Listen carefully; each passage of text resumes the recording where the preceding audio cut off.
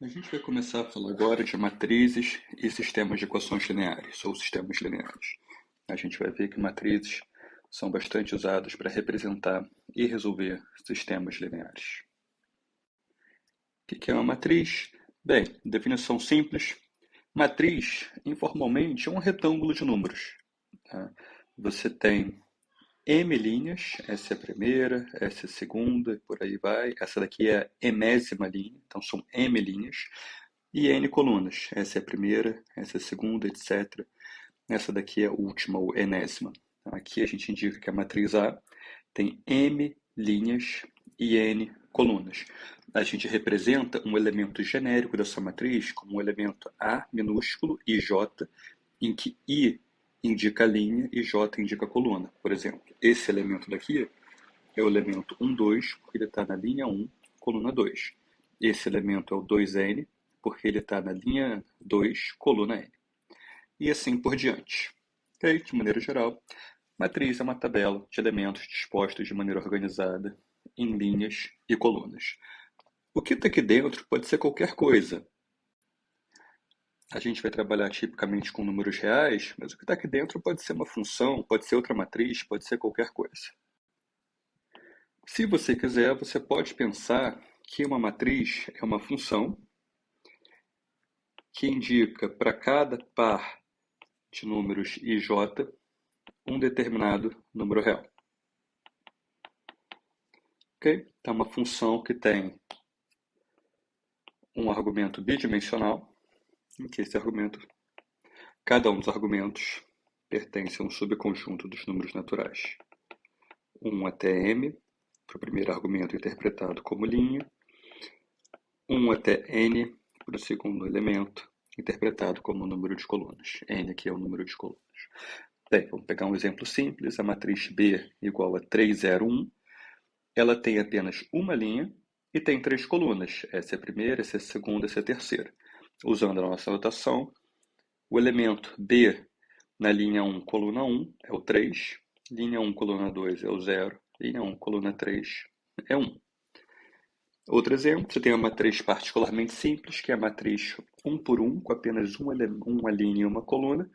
Portanto, tem apenas um elemento. Tá? E esse elemento aqui é exatamente igual a zero. Poderia ser igual a qualquer número. Aqui a gente escolheu igual a zero.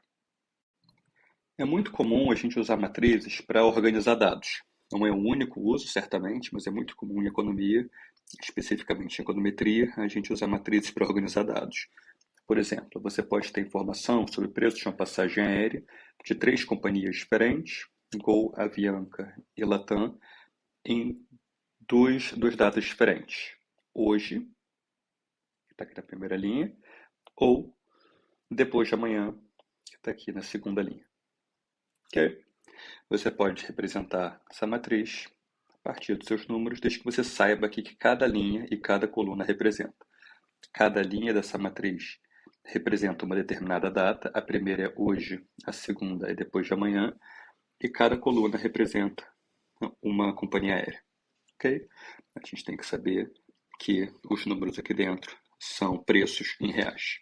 Então, se você pegar, por exemplo, o elemento da linha 2, coluna 3, esse elemento aqui, 1184, a gente tem que interpretar isso como o preço da Latam, uma passagem aérea para depois de amanhã, okay? Daqui a 2 dias. Reforço bastante comum a gente usar matrizes para organizar dados, como nesse caso. Bem, várias vezes a gente vai trabalhar com igualdade, assim como a gente trabalha com igualdade em números reais, por exemplo. Quando a gente diz que duas matrizes são iguais, matriz A é igual a matriz B. Bem, matriz A é a matriz geral com número qualquer de linhas e colunas M e N determinados elementos. A matriz B também tem um número, a princípio qualquer, P de linhas e Q de colunas e os seus elementos.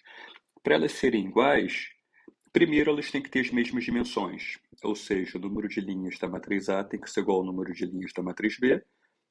O número de colunas da matriz A, N, tem que ser igual ao número de colunas da matriz B. Essa é a primeira coisa. Aqui a gente está dizendo que as matrizes têm que ter as mesmas dimensões, senão a gente não pode falar de igualdade. Adicionalmente, em cada uma das entradas, a gente tem que encontrar o mesmo valor na matriz A e na matriz B. Onde é que está o cada um em cada uma das entradas? Está aqui, esse símbolo daqui, para todo. Esse V cortado deve ser lido como para todo.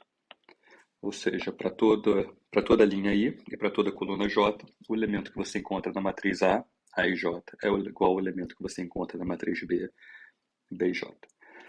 Por exemplo, se você pegar a matriz B, que a gente acabou de ver, 3, 0, 1, e a matriz D também, com os elementos 3, 0 e 1, elas são diferentes. A matriz B é diferente da matriz D, porque as dimensões são diferentes. Aqui é uma linha em 3 colunas, aqui são 3 linhas e uma coluna.